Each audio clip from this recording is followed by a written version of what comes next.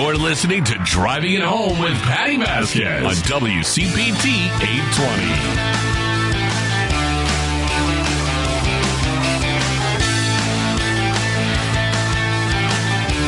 One of the greatest experiences of my life was being able to go to camp, both day camp and a sleepaway camp. That's why I just think that taking an opportunity to have kids enjoy so many different experiences over the summer is crucial. And joining us on the line is our friend Kevin from Camp Kupugani. Hi, Kevin. How are you doing today? Hi, Patty. Thank you. I'm doing well. Thanks for having me on. My apologies for being a few minutes late. We got carried away with the conversation. I was like, oh, where's that number? So thank you for your patience. I want to ask, first of all, I think that one of the important questions for me right out of the gate is how do I pronounce the name of the camp appropriately? Well, I pronounce it Kupugani. Kupugani. Okay. It's a Zulu term originally, and I heard someone pronounce it like with some Zulu flair, which I don't speak, but that's as close as I get. Kupugani. I got you. Camp Kupugani. Mm-hmm. And so first of all, what's your role at Camp Kupugani? I am, I guess, the executive director. Sounds fancy. It does sound fancy. So tell me, what is, when people ask you what you do and you're like, I'm the executive director of Camp Kupugani, what's the first question you get? Like, well, what's Camp Kupugani? What's the short elevator pitch that you give people about this camp? Our camp, well, we're intentionally fun, intentionally diverse, intentionally challenging, and intentionally empowering. So kind of all of those. And what kind of activities are there incorporated into Camp Kupugani? Is there water sports? Is it hiking? Tell us some of the elements of the camp. Well, and just to all the, kind of typical things that if people think of camp, they think of, so we do, canoeing, swimming, rock climbing. We have fun stuff like mud volleyball and things like that.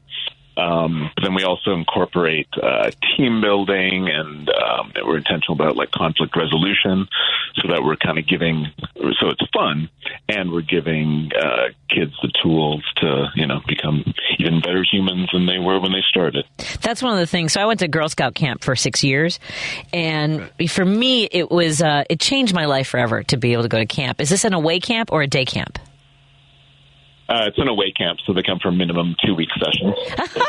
How wonderful. I mean, there is something different of being away from, whether it's the people in your community, the people in your classroom, sort of those stressors, right? Because a lot of kids come from situations that they don't even know they're under that stress, or their families don't know. Have you come across those sort of stories at Camp Kupugani? Yeah, and especially it's been interesting the last couple of years, too, with COVID and kids' reactions to it and staff's reaction to it kind of has exacerbated that in some ways. But it's still, so it's even now, I find even more important to when they get that empowerment and independence that a good camp experience can give, that they get to emerge even stronger from it. So that's great. It really does make a difference, like I said, for self-confidence and feeling independent, right? You're not under the watchful eye, maybe, that you feel. I just remember, I don't know, it's hard to explain. What is the age range for the kids that go to Camp Kupugani? Our campers are ages 7 to 15. Okay. That's a great age range. It's a good age range. I went away when I was 9. And tell us about the area that is where this is Leaf River, Illinois, correct? Correct. Yeah, we're in beautiful northwest Illinois. So we're about 90 minutes west of O'Hare Airport. And it's 126 acres of forest. It's a really beautiful limestone valley that runs through camp. So there's like a river and a seasonal lake. So it's just really full of like the beautiful nature and all the great stereotypes that you think of, like, ooh, camp. This is what it looks like. This is what it looks like. and what kind of living arrangements? So, because for example, as I mentioned, my Girl Scout camp, we had tents. We had like platforms with canvas tents. Is it cabins? Are these how are the kids sort of organized where they sleep and the living arrangements? Yeah, so we're relatively luxurious compared to tents. They have these nice built-in wood cabins. So they have 7 to 10 campers with 2 counselors per cabin. And they, so it's nice. It's insulated, so it doesn't get too hot or too cold. It's like solid built-in wood bunk beds because we have an amazing facilities person that does all that good stuff. So it's cozy because you're having 7 to 10 people in a space for a couple of weeks, but that's where you also get the great intensity of togetherness and like it's your family for right. 2 weeks. So you have all the magic things that happen, and you get to overcome the challenges of interacting with people who are different than you and some who are the same. No doubt about it. We're talking to Kevin Gordon. He's the executive director for Camp Kupugani, and we're talking about the multicultural experience, that they are mindful about making sure that there are kids from all backgrounds participating in this camp. And how do you go about that? I mean, one, it's you obviously want to reach out to parents who want this experience is one of the ways in which you brand it, right? Correct. Yeah. So it's interesting because there's people who have historically attended summer camps, and there's people who have not historically attended summer camps. So it's a challenge from both sides because those who have attended, they kind of have their camp because you tend to go to the camp that you remember that your family might have gone to, and then for kind of underrepresented campers, it's an effort to kind of show them the benefits of camp. So, for example, so it can be a challenge for like Latin, Hispanic families sometimes because it's like, okay, first generation families, because like if I love my child, why would I send them away? Which right. is a fair, it is a fair point. So there's a lot of kind of camp education that goes along. So these are the benefits. This is what they get and what your family gets from it. And then when they see their camper come back, like as this, evolved person, they're like, oh, okay, now I am a camp person going forward. So it's interesting. Right. And you have, and to your point, you also have, when you mention that there are people have their camps, as I mentioned, there are sort of, I guess, paths, right? You have the Girl Scout camps, the Boy Scout camps, family camps, Y camps, and things like that. That's why I'm so drawn to the uniqueness of Camp Kupugani and the mission that you're on. What was how long has Camp Kupugani been around? This is it's going to be our 17th summer. Oh, outstanding. Who created this? Who was the genius behind this? Oh, well, so using language like that, the genius must have been my wife and me. Outstanding. The genius is then. I meant plural. So what led you to this adventure? Well, originally I was one of those people who did not go to summer camp as a child. Like, you went and played outside, did things for the summer. So my first introduction to camp was just as a summer job. I used to teach tennis when I was younger, so it was just a college job at this summer camp in Wisconsin. It's a great camp, but very unintentional and very homogenous. And so even with that, when I was at this camp, I was like, wow, this is amazing, the impact that camp has on kids. So then I was like, okay, well, suppose you were intentional and brought different kids together and you were intentional about the experience and whatever. Imagine what you could do. So I was like, that's what I want to do with my life. Wow.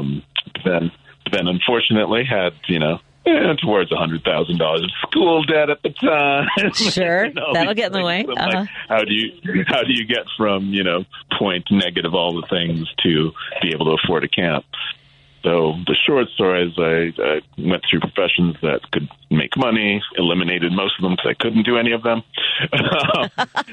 settled on going to law school and working for a law firm for a short amount of time to try to get seed money, and then looked for a camp. So fortunately, it worked out in a weird way.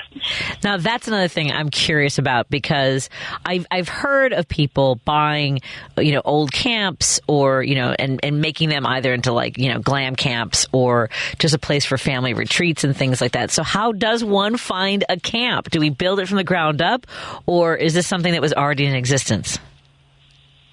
It was already in existence as a kind of like a rental camp program. Okay. And we were super lucky because it's really hard to get into the camp industry because camps either remain in the direct family or they run down into like the camp family, or to your point, like they're just run down and the infrastructure is a mess, and you could never have enough money to bring it back to a semblance of livability. So luckily, the camp owners prior to us, their daughter was probably like 30-something, and she had kind of enough of camp life. Her parents were telling it. There was no direct camp family because it was a rental program. And then even then, we were just lucky because they didn't want to sell to developers. They wanted to keep it as a camp. So it was relatively, it was in reach as a price. And then there was still like, 10, 15 different people because everyone who's in camp, like, I want to run a camp one day. So they liked our concept and how we were going to respect their kind of current rental groups, even while we were building out our multicultural program. So luck meets opportunity, I guess. Oh, no doubt about it. And so you mentioned that it's a 2-week session. How many sessions are there throughout the summer?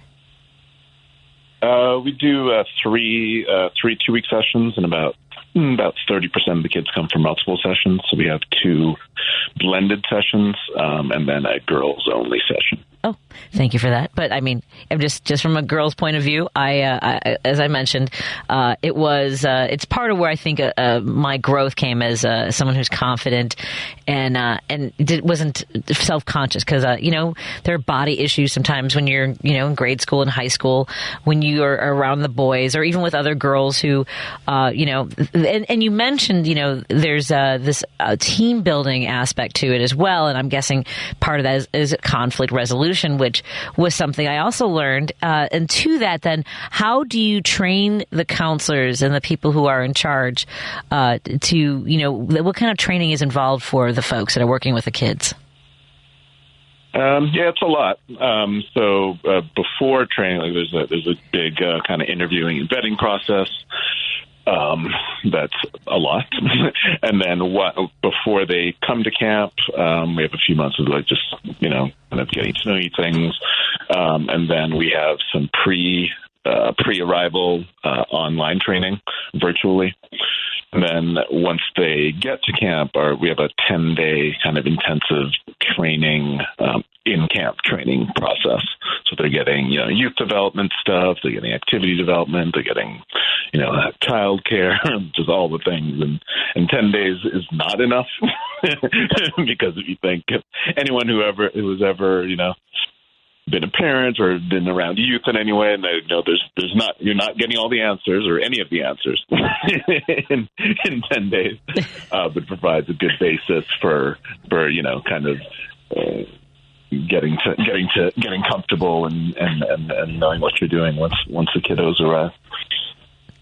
And how do the kids arrive? Is this something where parents drive their kids there, or do you have a drop-off place in Chicago and then bus to the camp? Our families, because we're relatively close to Chicago and suburbs, our families drive to camp, and that was actually the one, I don't want to say benefit of COVID life, is that our camp and others, you have to be creative with drop-off. So during the throes of COVID, we started instituting drive-through drop-off. So it was literally the families did not get out of the car except for the kids. Their luggage. Yeah, because I imagine there have been situations in the 17 years that you've been open where the kids don't want to go or the parents don't want to let them go. And right? I'm guessing you have moments that you remember over the years. Oh, for sure. Yeah, and that's what drive-through drop-off has eradicated. It was like, oh, nope, you're not coming out.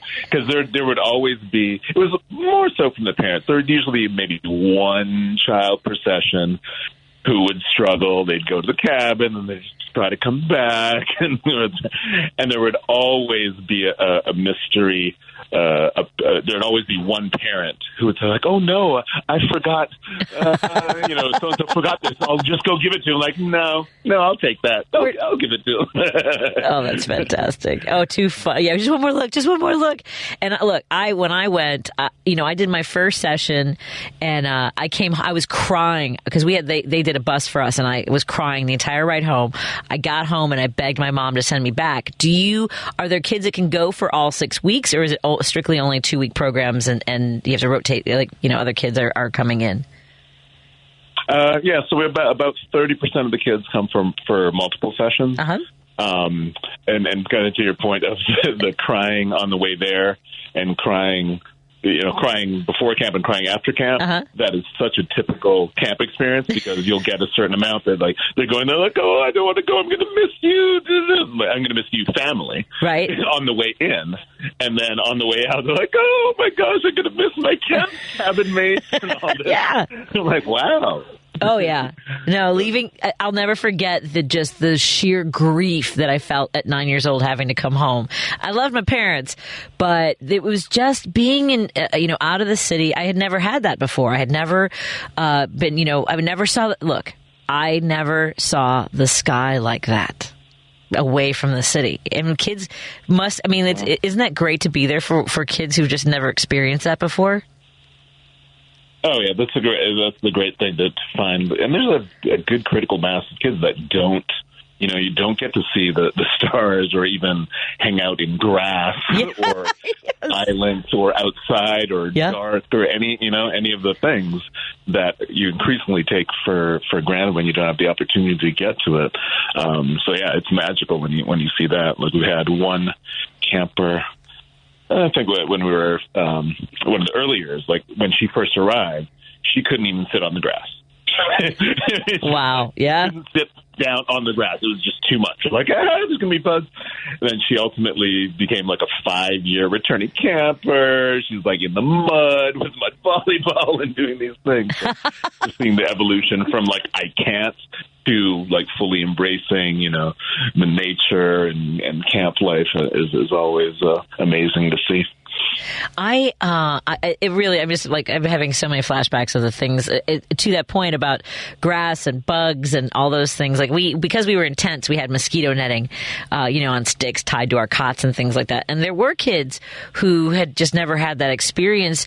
And there were kids who came from places that, the Girl Scouts had like a scholarship program. Are there ways to help, fund kids who might not otherwise have access to Camp Kupugani? Yeah, we do. We have it's a separate 501c3 public charity, the Kupugani Scholarship Fund, that facilitates camp for kids that can't afford the full tuition. So they pay from 20 to 80% of tuition for campers who can't afford it. So it's great to have that available. And the other kind of weirdly beneficial thing about COVID life is that the campership fund has kind of continued to grow. So there's plenty of opportunity for support. And part of the challenge is sometimes is making aware to like middle class families or whoever. It's like you take advantage of the fund, because without a campership, it's a couple $1,000s for a couple weeks camp without camperships or paying full tuition, and it's there to be able to support those families who, whether it's a partial campership or full, or towards a fuller campership. That's what the fund is meant to support. That's wonderful. Again, we're talking to Kevin Gordon. He's the executive director of Camp Kupugani. Am I saying it right now? Say it again for me. Yeah, sounds as good as the Zulu guy. Camp Kupugani. What did you say though? How do you say it? Oh, Yeah, like that. Kupugani. I feel you're just like, you're like, no, it's fine. You don't keep trying. Camp Kupugani. Again, folks, you guys know that there are tech sponsors, and we want you to check it out, whether it's for you, a child in your family, or maybe you know someone in your world. And I also want to know, coming back to the counselors and the folks that work at the camp, are you hiring right now? Because I would imagine it's a great opportunity for kids in high school and college and beyond. Oh, for sure. Yeah, we're always looking for amazing humans to be great staff. We non-alumni staff need to be 18, 18 or over as of camp time, and then our alumni campers can be 17 and they can be junior staff. But especially, 18-year-olds, especially those with lifeguard certification, because that has also been a weirdly another weird impact of pandemic life. Yes, that globally there's less lifeguards yes. over the last couple of years because pools were closed and whatnot. So yes, I highly encourage amazing humans with lifeguard certification, or if they can get it before camp. Apply with it. I just met with some folks in the Chicago Park District because I was a lifeguard at the beaches here, and I was just trying to figure out how I could help because there is a shortage here as well, of course, as you mentioned. And I was telling her, I'm like, look, I'm 50, but I know a lot of my former lifeguard friends. We're all like, what do you need? Well, we could get trained again. But so, folks, if this is a great way to have a new experience. If you have the skills, I mean, is there an age? I mean, I don't know if you want people coming out of retirement to be lifeguards, but you might get there. Well, for sure. Well, first of all, 50 is just like a baby. I know. I'm 54 and a half, and I'm still, every 2 years, getting my lifeguard recertification. Okay. All right. I love it. So treading water, and doing the 300-yard swim is, gets a little challenging, but yeah. But yeah, anyone who can spare minimum 2 weeks, we get a lot of students, but also teachers, the people who can be available for the summer. Uh-huh. But we can also have minimum 2 week staffing as well. So you're saying though, let's say I work this out with my husband for next year, and I have my lifeguard certification. Would a lifeguard have other responsibilities throughout the day, or are they only for the water recreation aspect of it? Mm-hmm. Yeah, so the cool thing about our staffing, because we're generalists as opposed to specialists, so everyone gets to do a little bit of everything. Okay. So some places, if you're a lifeguard, or rock climbing, that's what you do all day, every day. So this, you get to do, you have your kind of day job with your cabin kids, and so you'll counsel them, and then you'll be assigned to a table in the dining hall, and then you go to the pool, and then, so you get a nice kind of broad-based experience. So when you put in for your vacation time for next summer, definitely bear that in mind. Well, I'm wondering if you would when you're I'm trying to figure this out because I really want to check out your camp and be able to come and do a Facebook Live video and stuff. Is there a way? And maybe I should have asked this off the air, and maybe I should still wait. But because I can broadcast from anywhere, it would be fun to come and interview you on site when you start setting up for the season. By then, I guess enrollment's already done. But it would still be fun to keep talking about it. Oh, that'd be interesting. Yeah. That'd be cool. Or doing staff training or something. Yeah. Yeah, maybe interview if you have any counselors or someone that could interview too about, thinking about next year and planning ahead. But right now, registration is open for Camp Kupugani. Folks can go to multiculturalcamp.com. Is there also, I'm guessing there's a place there to look for hiring and for registering and all the information folks need? Yep, there's more information than one can possibly ask for on our website. All the things. All the things. Well, I would love to take a trip out to the camp. It's been a pleasure talking to you again, Kevin Gordon, the executive director, along with his wife, the masterminds and geniuses behind Camp Kupugani, a multicultural camp, a children's summer of empowerment, challenge, and fun. It just sounds amazing. I'm so thrilled that you have created a space where kids can really build their confidence, enjoy the outdoors, and work with each other. This is just congratulations on all of this. Oh, I appreciate it. Yeah, thank you. Thank you very much for having me. Absolutely. And again, I'll touch base with you, and we'll figure out a time when I can come. It's not just because I want a canoe or something. You guys do canoeing? There's canoeing, kayaking, stand-up paddleboard, dam jumping. Yes. All the enthusiastic things. Now, I have a question. For your campfire, are you a teepee or do you like building the log frame? Oh, great question. I'm going to say both. Yeah. I'm doing the teepee within the log cabin. Thank you. Nice. I've never seen a campfire that I haven't had to take control over. It's a problem that I have. I'm just saying. May I ask you a challenging question? Oh, no. Yes, go ahead. Go ahead. For s'mores, Uh-huh. are you you light it on fire or do you rotate it until it falls off? See, I've been both. Yes, right? It's the patient roaster, right, who can get that beautiful, that luscious brown caramelized color. Oh, that is a thing of glory. But I've been known to roast the crap out of it till it's got a black, crusty shell, and it's going to fall right off the stick and just just scar the inside of my mouth. Yeah, I've been that person too. I'm an iron pie girl. I'm a banana boat girl. I like all those things. Oh, that's great versatility. I really can't wait to check out your camp, and a pleasure to collaborate with you here. And thank you so much for your support of the work that we do at WCPT. I really can't thank you enough. And I hope that some of our listeners, if they have questions, will go to multiculturalcamp.com and look forward to meeting you in person, my friend. Great, fantastic. Take care. Have a great rest of your day. You as well. Man, I want to go camping now. Thanks a lot, Kevin. Take care. My best to everybody. We'll talk to you soon. Thanks. Bye-bye.